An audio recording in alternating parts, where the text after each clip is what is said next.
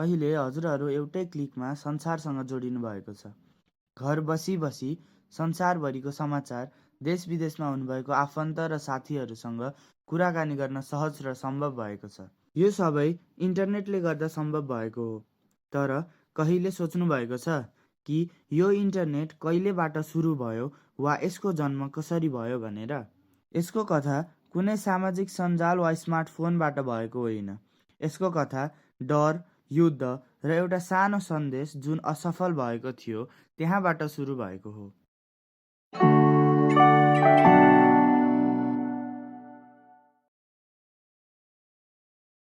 Internet आउनुभन्दा पहिला कम्प्युटरहरू सबै अलग अलग थिए। कम्प्युटरहरूले केवल डेटा स्टोर गर्न र क्याल्कुलेसन गर्न मात्र सक्थे। तर एउटा कम्प्युटर अर्को कम्प्युटरसँग कुरा गर्न सक्दैन थियो। त्यो समयमा सूचना वा जानकारी साटासाट गर्न एकदमै ढिलो र कठिन हुन्थ्यो। मानिसहरू केवल टेलिफोन कल्स, फ्लपी डिस्क जस्तो माध्यमबाट सूचना साटासाट गर्थे।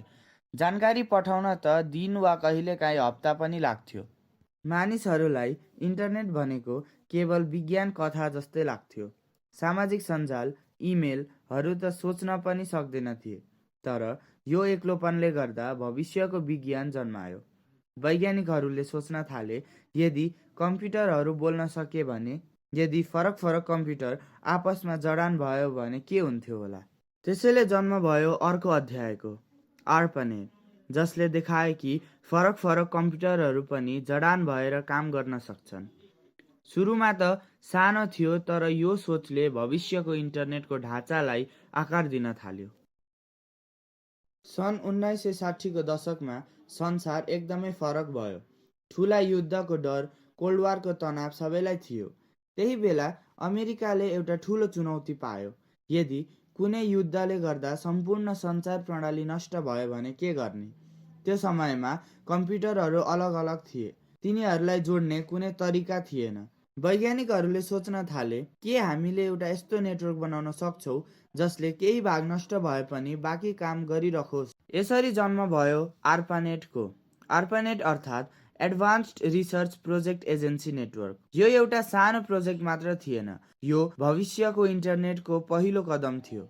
सन् 1969 पहिलो सन्देश पठाइयो। उनीहरूले टाइप गर्न खोजे लग इन, तर कम्प्युटरले केवल 2 अक्षर एल र ओ मात्रै स्वीकार गर्यो। त्यो एलओ इन्टरनेटको इतिहासमा पहिलो सन्देश थियो।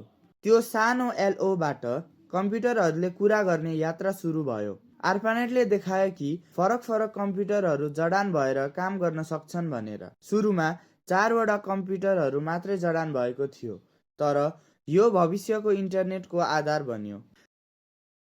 70-80 को दशकमा नेटवर्क विस्तार हुँदै गयो, तर अझै पनि कम्प्युटरहरूले अलग अलग भाषामा कुरा गरिरहेका थिए। त्यसैले वैज्ञानिकहरूले बनाए टिसिपी/आइपी, कम्प्युटरहरूको साझा भाषा। टिसिपी/आइपी अर्थात् ट्रान्समिसन कन्ट्रोल प्रोटोकल इन्टरनेट प्रोटोकलले फरक फरक नेटवर्कलाई जडान गर्न सम्भव बनायो। यो नियमले संसारभरिका कम्प्युटरहरूलाई एउटै नेटवर्कमा ल्यायो। सुरुमा यो केवल युनिभर्सिटिज र सरकारी कार्यालयमा मात्रै सीमित थियो। टिसिपी/आइपी बिना इन्टरनेटले आजको जस्तो विश्वव्यापी रूप लिन सक्दैन थियो। यो नियमले डिजिटल संसारलाई आपसमा जोड्ने ढाँचा बनायो। अब कम्प्युटरहरूले सुरक्षित तरिकाले डेटा पठाउन थाले। सन् 1991 टिम बर्नर्स-लीले आविष्कार गरे वर्ल्ड वाइड वेब, जुन हामी www भनेर चिन्छौँ। इन्टरनेट अब कम्प्युटर नेटवर्कमा मात्र नभई प्रयोगकर्ताले हेर्न सक्ने, क्लिक गर्न सक्ने वेब बन्यो। वेबसाइट, लिङ्क, ब्राउजर यी सबै नयाँ अवधारणा बने। अब इन्टरनेट घर घरमा पुग्न थाल्यो। सुरुमा केही युनिभर्सिटिज र अनुसन्धान केन्द्रमा मात्रै प्रयोग हुन्थ्यो भने अब केही वर्षभित्रमै यसले सम्पूर्ण विश्वलाई जोड्न थाल्यो। आज इन्टरनेट हाम्रो दैनिक जीवनको हिस्सा बनेको छ। सामाजिक सञ्जालले संसारलाई छोटो बनाएको छ। अनलाइन पेमेन्ट, गेमिङ, अनलाइन सपिङहरू सबै सेकेन्डमै गर्न सकिन्छ। यदि हजुरलाई यो भिडियो मन पर्यो भने लाइक, सेयर, सब्स्क्राइब गर्न नभुल्नुहोला।